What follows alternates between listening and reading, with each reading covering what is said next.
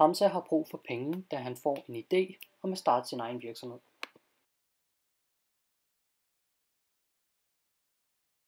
Hamza har etableret sin egen lille virksomhed.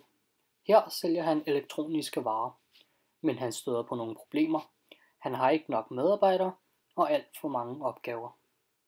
Så han ansætter en ny medarbejder for at løse dette problem.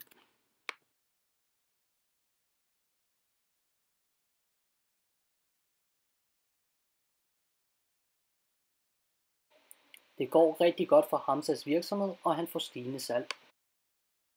Det er dog ikke nok, da han har for store omkostninger i forhold til hans indtægter. Johannes investerer i Hamzas virksomhed og løser dermed hans problem med hensyn til for store omkostninger i forhold til indtægter.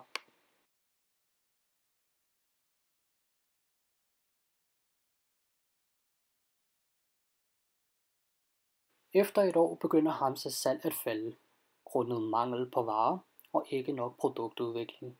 Han sælger stadig de gamle iPhones, selvom der lige er udkommet de nye.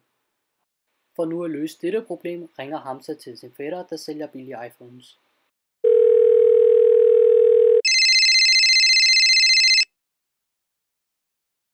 Hamza spørger, om hans fætter har nogle billige iPhones til salg. Hamzas fætter har masser af iPhones og forhandler om en pris.